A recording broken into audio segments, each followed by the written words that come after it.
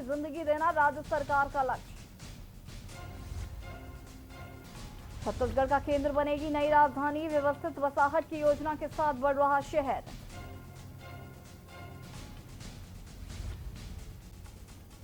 बिलासपुर में एससीसीआर से चलने लगी स्पेशल ट्रेनें, दुर्ग से अंबिकापुर, दुर्ग एक्सप्रेस वे और स्पेशल चलेगी प्रतिदिन। कोरबा से विशाखापट्टनम लिंक स्पेशल भी चलेगी।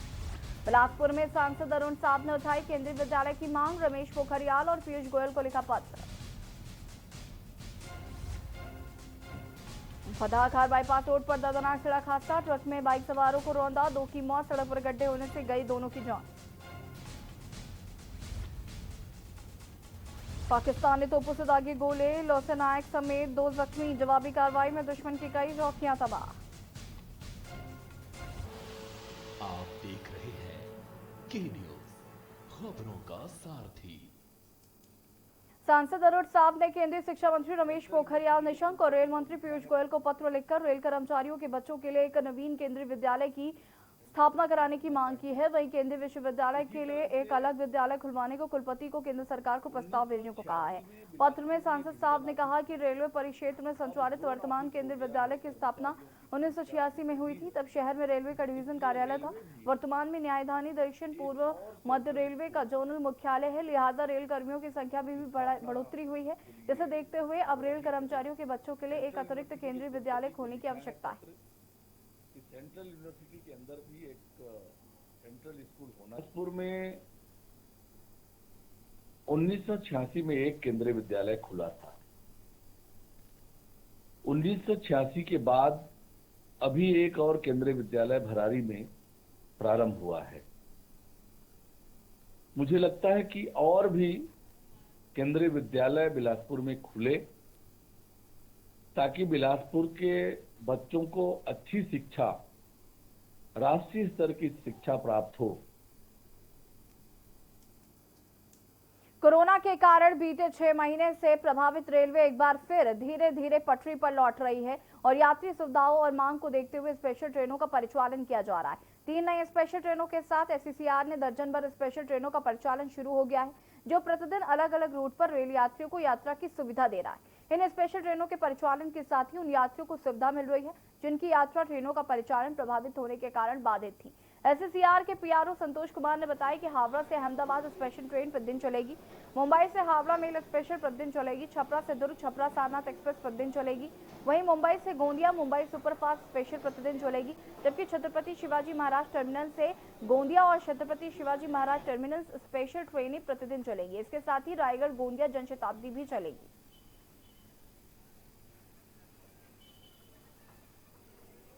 जैसे जैसे लॉकडाउन की प्रक्रिया अब धीरे धीरे शुरू हुई है, तो रेलवे ने भी कुछ गाड़ियों का परिचालन शुरू किया है। इसी क्रम में दुर्ग से छपरा के बीच में एक स्पेशल ट्रेन है जो कि सारनाथ एक्सप्रेस के टाइमिंग के अनुसार 13 अक्टूबर से छपरा से और 14 अक्टूबर से दुर्ग से चलेगी। ये एक स्पेशल ट्रेन है, अतः इसके स्टॉपेज जो हैं वो कुछ अलग निर्धारित किए गए हैं। कांकेर में पत्रकार कमल शुक्ला और सतीश यादव के साथ हुई मारपीट की घटना के बाद सरकार द्वारा गठित जांच समिति की रिपोर्ट मिलने के बाद स्थानीय प्रशासन सक्रिय हो गया है। मामले में Bastar range IG Sundarraj P ने जहां 3 सदस्यीय जांच समिति का गठन किया, तो वहीं उत्तर बस्तर कांकेर एसपी ने कांकेर थाना प्रभारी को लाइन अटैच कर दिया है।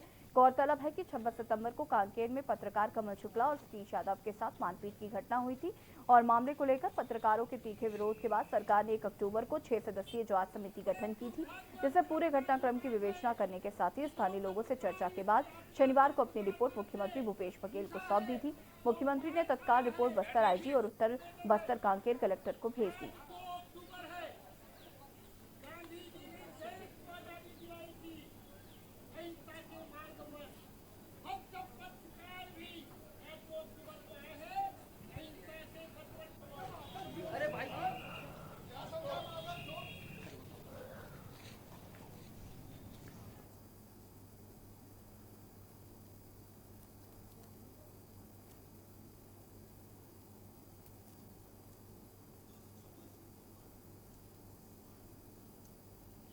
बात करते हैं बिलासपुर की, जहां पर सिरगिट्टी थाना अंतर्गत फदाखार बाईपास रोड में एक दर्दनाक हादसा हो गया।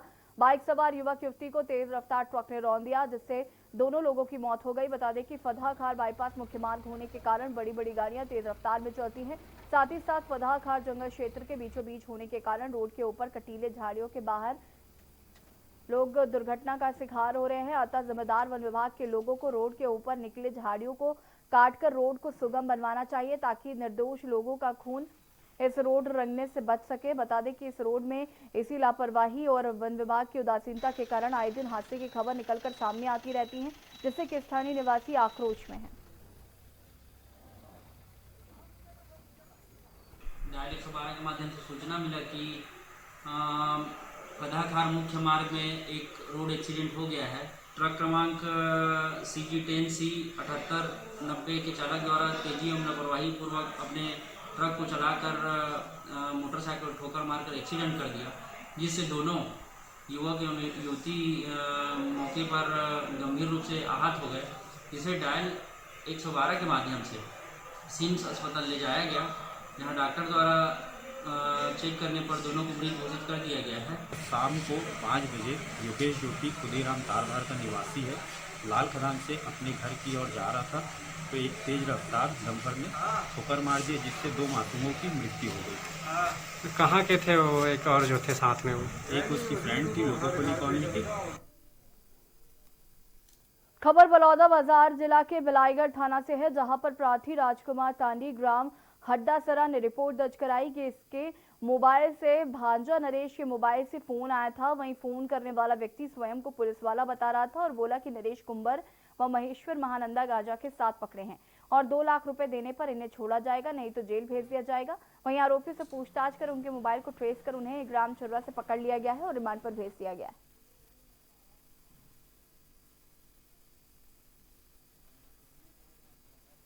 पास एक व्यक्ति जो खुद का नाम राजकुमार तांडी बताता है और महासमुंद जिले का रहने वाला है, वो थाना बिलाईगढ़ आकर एक लिखित आवेदन पेश किया कि उसके कुछ संबंधियों को कुछ लोगों ने अपने पास रखा हुआ है।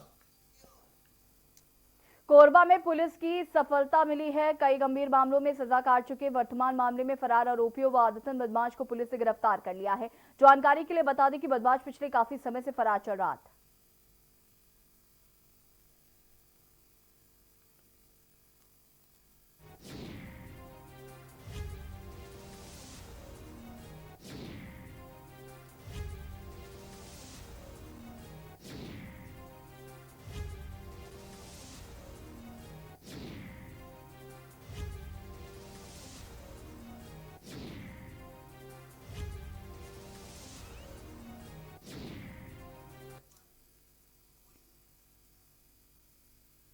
कोरिया में मैनपाट के टाइगर पॉइंट झरने में पत्थरों पर शव मिलने से हड़कंप मच गया। मौके पर पहुंची पुलिस ने फॉरेंसिक टीम ने मामले की जांच पड़ताल शुरू कर दी। शव की पहचान कोरिया जिले में पीएचई विभाग में पदस्थ कार्यपालन अभियंता ई विजय मिंज के रूप में हुई। बता दें कि सोशल मीडिया के माध्यम से जब ये खबर परिजनों तक पहुंची तो उन्होंने शव की शिनाख्त की। हालांकि अब तक मौत के कारणों का पता नहीं चल सका है।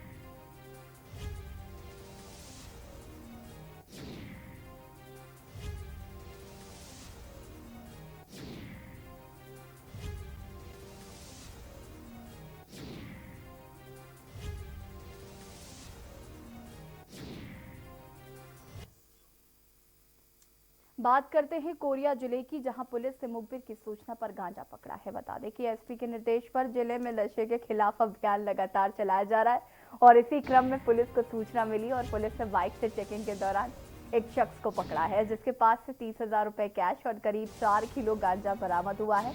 बता दें कि युवक सीमेंट की बोरी में गांजा रख कर ले जा रहा था।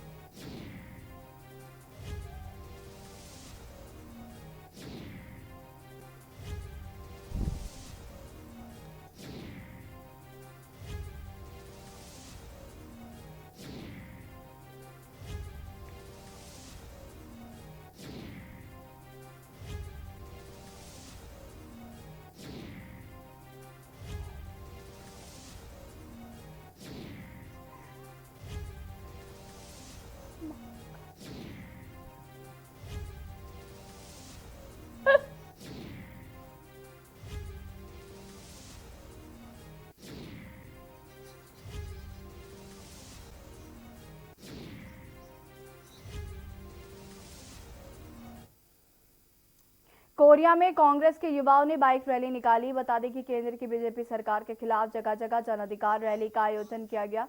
उसी कड़ी में प्रदेश विधानसभा सचिव NSUI नीरज पांडे जन अधिकार रैली निकाल रहे हैं और बाइक रैली के मध्य से युवाओं के साथ किसान ट्रैक्टर रैली, महिलाओं को सम्मान दिलाने की बात कही जा रही है। ये रैली खूंगा पानी से शुरू होते हुए लेदरी गेस्ट हाउस के झगड़ा खगड़ मनेंद्रगढ़ के PWD चौक तक निकाली गई। लगातार कांग्रेस के द्वारा देश की जनता को जागरूक किया जा रहा है।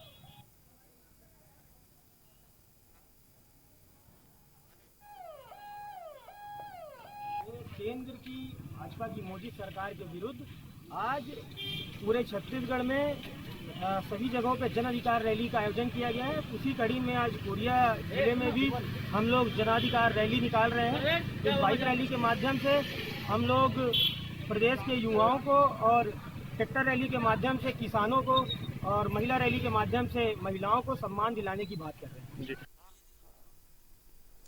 कुरूद के ग्राम पंचायत बुड़ेनी में आदर्श गौठान का भूमि पूजन अध्यक्ष ज्योति ठाकुर के मुख्य आतिथ्य में किया गया। कार्यक्रम के दौरान मुख्य अतिथि के द्वारा लोगों को संबोधित भी किया गया। अपने संबोधन में ज्योति ठाकुर के द्वारा नए निर्माण गौठान के भूमि पूजन के लिए ग्रामवासियों को बधाई और शुभकामनाएं दी गई। गौठान के निर्माण, रखरखाव समिति के बारे में, पशुओं को सुरक्षित रखने, उनके चारे की व्यवस्था आदि से होने वाले लाभ पर जानकारी दी गई। इस अवसर पर जनपद सभापति गिरीश साहू, जिला पंचायत सदस्य कुसुमलता एवं तोशन सभापति गिरीश साहू, सरपंच संगीता ध्रुव, सरपंच गोकुल साहू, गौठान समिति के अध्यक्ष केशव साहू, पंच लोकेश साहू, पंच पुनु राम देवागनम एवं समस्त पंचगण तथा समस्त ग्रामवासी उपस्थित रहे।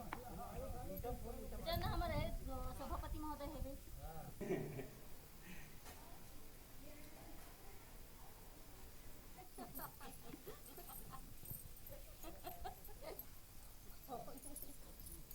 करीब 5 एकड़ का है ना गौठान की भूमि पूजन। और सबसे पहले तो मैं धन्यवाद देना चाहूँगी मुख्यमंत्री को कि छत्तीसगढ़ की इस योजना के बारे में हमारे पूरे छत्तीसगढ़ को मिल रही है। हर जगह गौठान बनना अनिवार्य है। वहाँ से शुरुआत होगा गोबर खरीदी, 2 रुपये किलो में गोबर खरीदेंगे, फिर उसका वर्मी खाद बना के हम हर किसान को अपने बिक्री करेंगे।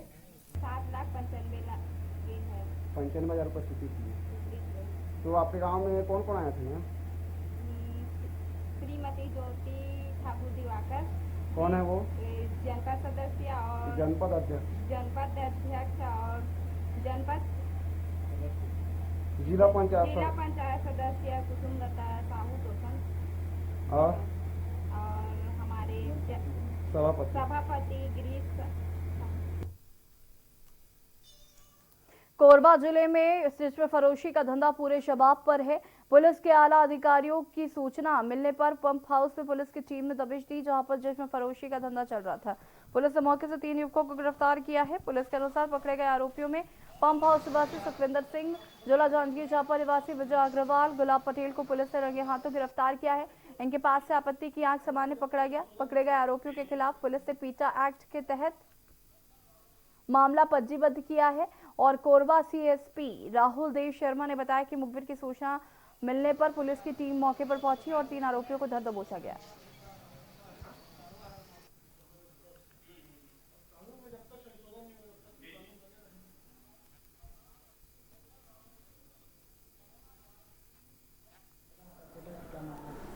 CSCB चौकी क्षेत्र में लंबे समय से देह व्यापार की सूचना आते रहती थी बीच बीच में मुखबिर के थ्रू। कल सूचना प्राप्त हुई कि फिर से सुखविंदर नाम का व्यक्ति जो पूर्व में भी देह व्यापार में जेल जा चुका है और वो किसी लड़की से बुलाकर जिस फरोशी का धंधा कर रहा है।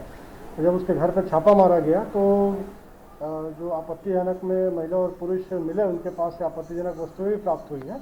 उनके ऊपर पीटा एक्ट की कार्रवाई की गई है। जिले के थाना लोहारा और रेंगाखार पुलिस की अवैध शराब तस्करों की संयुक्त बड़ी कार्रवाई पर 44 पेटी गोवा शराब जब्त की गई है। बता दें कि पुलिस ने नाकेबंदी में एक 4 पहिया वाहन से बड़ी मात्रा में शराब जब्त की है। पुलिस को मुखबिर से सूचना मिली थी और एक 4 पहिया वाहन में कुछ व्यक्ति मध्य प्रदेश की बनी शराब को लेकर रेंगाखार जंगल से होते हुए छत्तीसगढ़ में तस्करी करने के उद्देश्य से आ रहे। निरीक्षक अनिल शर्मा थाना सहसपुर लोहारा के नेतृत्व में विशेष टीम तैयार की गई। टीम में सहसपुर लोहारा रेंगाखार मार्ग पर नाकेबंदी पॉइंट लगाकर वाहनों की चेकिंग की गई। इसी दौरान एक गोल्डन रंग की जाइलो वाहन नाकाबंदी पॉइंट से कुछ दूरी पर खड़ी हो गई। नाकाबंदी पॉइंट पर लगी टीम को अपनी ओर आता देखकर वाहन में सवार व्यक्ति गाड़ी को चालू हालत में छोड़कर घने जंगल का फायदा उठाकर भाग गए।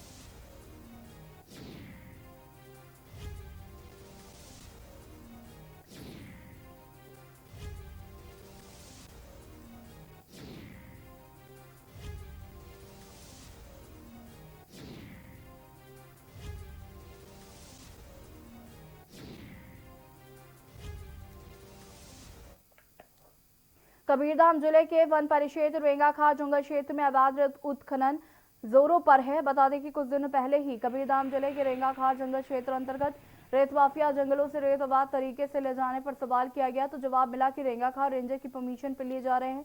उक्त मामले की जानकारी पर परिक्षेत्र के अधिकारी का जवाब था कि वह इस मामले में कुछ नहीं जानते। अवैध खनन के आरोप पर अधिकारी का चुप्पी साधना साफ तौर पर मिलीभगत की ओर इशारा करता है।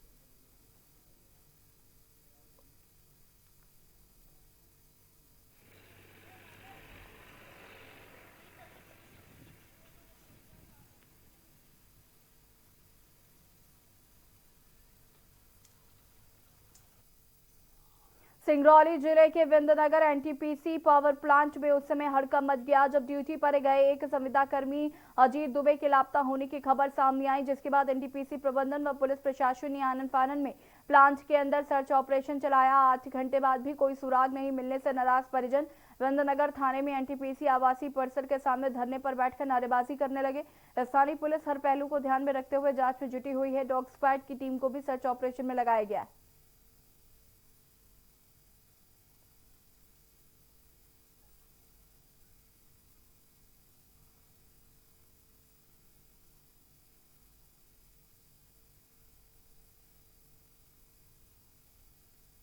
तक कोई अपडेट नहीं है किसी के भी द्वारा। क्या सीसीटीवी कैमरे की जांच की जा रही है, जांच से क्या हो रहा है, कोई अपडेट परिवार को नहीं दिया जा रहा है। इसका मतलब कि प्रबंधन और पुलिस प्रशासन सबकी यह लिपापोती कुछ न कुछ इसके अंदर है जो कि लिपापोती किया जा रहा है एनटीपीसी प्रबंधन के द्वारा। अभी तक कोई खबर नहीं है। जिले के सीपत थाना अंतर्गत बनियाजी रेलवे क्रॉसिंग पर मालगाड़ी की चपेट में आने से वन चौकीदार की मौत हो गई। दरअसल पिपरानार छोटी निवासी मनोहर गंधर्व रविवार रात्रि रेलवे क्रॉसिंग के पास नौकरी कर रहे थे। रात्रि को तकरीबन 3:30 बजे दीपिका से एनटीपीसी की ओर जा रही तेज रफ्तार कोयला मालगाड़ी ने मनोहर गंधर्व को अपनी चपेट में ले लिया, जिससे उनके शरीर के 2 टुकड़े हो गए।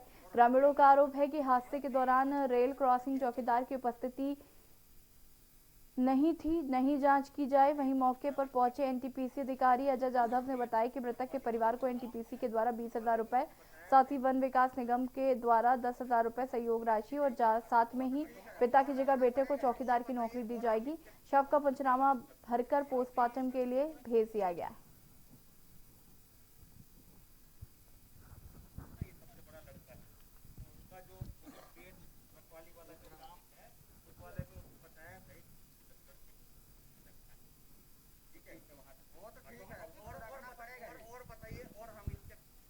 घटना ये हुई है हमारे यहाँ पे सवेरे 4:30 बजे के आसपास में एक नाम पता चला मनोहर गंधर्व जी है जी। उनका देहांत हुआ है रेल पटरी रेल की चपेट में आने से जी। उनका देहांत हो गया। इसके परिवार वालों के लिए क्या सुविधा है? परिवार वालों के लिए हमें जैसे परिवार वालों से हमारी मुलाकात हुई, परिवार में इनके 4 बच्चे हैं, जो 4 बच्चों में सबसे बड़ा लड़का जो 24 साल का लड़का है, तो हम लोगों ने अनुरोध किया वन विभाग से कि जहाँ ये लड़के के फादर काम करते थे जी, उनसे अनुरोध है कि अगर उसको जो ठेकेदारी में काम करते थे तो उनको ठेकेदारी में काम। शेखपुरा पुलिस की टीम ने नौरेजाबाद से 7 पेटी देशी शराब मोटरसाइकिल में परिवहन करते एक तस्कर को गिरफ्तार किया है। शराब तस्कर संजू उर्फ संजय भैया ठाकुर निवासी मानिकपुर लंबे समय से अवैध रूप से शराब बेचने का कारोबार कर रहे थे। मुखबिर की सूचना पर शेखपुरा पुलिस ने पंडरिया कला और सचौली धनगांव के बीच तस्कर को दर दबोचा। कार्रवाई के दौरान शेखपुरा थाना प्रभारी अखिलेश दाहिया, उप निरीक्षक बीएल तेकाम, प्रधान आरक्षक चंद्रशेखर चौबे, जुबेर अली, विपिन जोशी, संतोष यादव, आरक्षक श्याम तिवारी, चालक संदीप चतुर्वेदी की अहम भूमिका रही।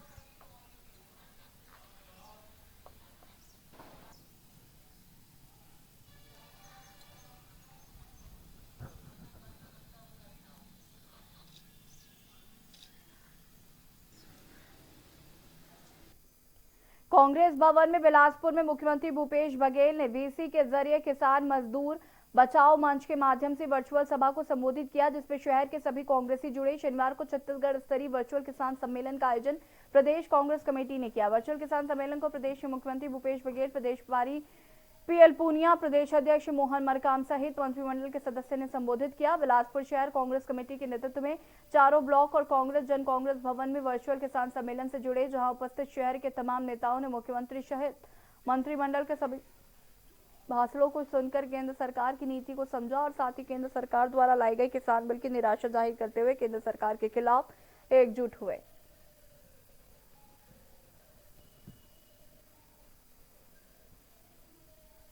भारतीय कांग्रेस कमेटी के आह्वान पर और प्रदेश कांग्रेस कमेटी के निर्देश पर आज प्रदेश कांग्रेस के भवन राजीव भवन के में हमारे सभी नेता उपस्थित हुए थे और उनके साथ साथ सारे जिला मुख्यालय और ब्लॉक मुख्यालयों में किसान मजदूर बचाओ रैली का आयोजन वर्चुअल माध्यम से किया गया और हमारे सारे नेता इसको संबोधित किए। जिस तरह से केंद्र सरकार ने 3 काले कानून लाए हैं, उस काले कानून के विरोध में कांग्रेस पार्टी पूरे देश में सड़क पर है। प्रधानमंत्री नरेंद्र मोदी ने स्वामित्व योजना की कल शुरुआत की। स्वामित्व योजना के तहत लोगों को जमीन के मालिकाना हक का सबूत कार्ड के रूप में मिलेगा। करीब 1 लाख लोगों को प्रॉपर्टी कार्ड वितरित किए। पीएम मोदी ने वीडियो कॉन्फ्रेंसिंग के जरिए केंद्र सरकार से स्वामित्व कार्ड मुहैया कराया और उनसे बात भी की। नए साहस करने के लिए, आर्थिक उपार्जन की नई योजनाएं बनाने के लिए बहुत सारे रास्ते खुलते हैं। संपत्ति का रिकॉर्ड होने पर बैंक से कर्ज आसानी से मिलता है, रोजगार स्वरोजगार के रास्ते बनते हैं। लेकिन मुश्किल ये कि आज दुनिया में 1/3 आबादी के पास ही कानूनी रूप से अपनी संपत्ति का रिकॉर्ड है। पूरी दुनिया में 2/3 लोगों के पास ये नहीं है। ऐसे में भारत जैसे विकासशील देश के लिए ये बहुत जरूरी है कि लोगों के पास उनकी संपत्ति का सही रिकॉर्ड हो। अब ये आने के बाद एक नए विश्वास वाली जिंदगी उनकी शुरू होने वाली है।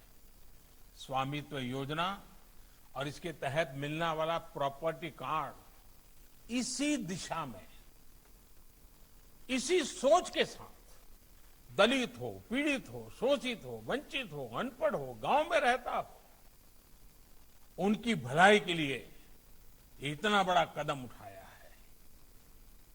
प्रॉपर्टी कार्ड गांव के लोगों को बिना किसी विवाद के प्रॉपर्टी खरीदने और बेचने का रास्ता साफ करेगा। प्रॉपर्टी कार्ड मिलने के बाद गांव के लोग अपने घर और कब्जे की जो आशंकाएं रहती थी उससे भी मुक्त हो जाएंगे। कोई आकर के अपना हक जताएगा, झूठे कागज दे जाएगा, ले जाएगा, सब बंद। साथियों, आज गांव के हमारे कितने ही नौजवान हैं जो अपने दम पर कुछ करना चाहते हैं, आत्मविश्वास से आत्मनिर्भर बनना चाहते हैं, लेकिन घर होते हुए भी, जमीन का टुकड़ा अपने पास होते हुए भी कागज नहीं थे, सरकारी कोई दस्तावेज नहीं था, दुनिया में कोई उनकी बात मानने को तैयार नहीं था, उनको कुछ मिलता नहीं था। अब उनके लिए कर्ज प्राप्त करने का, हक के साथ मांगने का एक कागज उनके हाथ में आया है। अब स्वामित्व योजना के तहत बने प्रॉपर्टी कार्ड का दिखाकर बैंकों से बहुत आसानी से कर्ज मिल सकता है, सुनिश्चित हुआ है। साथियों, इस स्वामित्व पत्र का एक और लाभ गांव में नई व्यवस्थाओं के निर्माण को लेकर होने वाला है। ड्रोन जैसी नई टेक्नोलॉजी से जिस प्रकार से मैपिंग और सर्वे किया जा रहा है, उससे हर गांव का सटीक लैंड रिकॉर्ड भी बन पाएगा। और मैं जब अफसरों से बात कर रहा था, जब प्रोजेक्ट शुरू हुआ कि भाई कैसा अनुभव क्या आता है, तो मुझे अफसरों ने बताया कि साहब गांव के अंदर हम जब प्रॉपर्टी के लिए ड्रोन चलाते हैं तो गांव वाले अपने जमीन की तो बात में इंटरेस्ट होना बहुत स्वाभाविक है, लेकिन सबकी इच्छा रहती थी कि भाई ड्रोन से हमें हमारा ऊपर से पूरे गांव को हमें दिखाइए, हमारा गांव कैसा दिखता है, हमारा गांव कितना सुंदर है। और हमारे वो अफसर कहते थे कि हमें थोड़ा समय तो सबको, गांव वालों को उनका गांव ऊपर से दिखाना कंपलसरी हो गया था। गांव के प्रति प्रेम जग जाता था। भाइयों बहनों, अभी तक अधिकतर गांवों में स्कूल, अस्पताल, बाजार या दूसरी सार्वजनिक सुविधाएं उस कहां करनी, कैसे करनी, सुविधा कहां होगी, जमीन कहां है, कोई हिसाब किताब ही नहीं था। गांव के विकास के जुड़े सभी काम बड़े आसानी से होंगे। साथियों, बीते 6 सालों से हमारे पंचायती राज सिस्टम को सशक्त करने के लिए अनेक प्रयास चल रहे हैं और उनको भी स्वामित्व योजना मजबूत करेगी।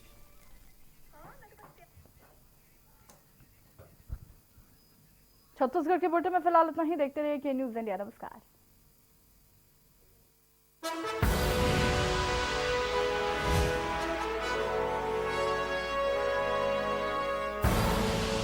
आप देख रहे हैं के न्यूज, खबरों का सारथी। लम्हे छोटे से ये जिंदगी से भरे, इन्हें हाथों में भर ले और जी ले जरा। मुसाफिरा तू है चला, मुसाफिरा रे।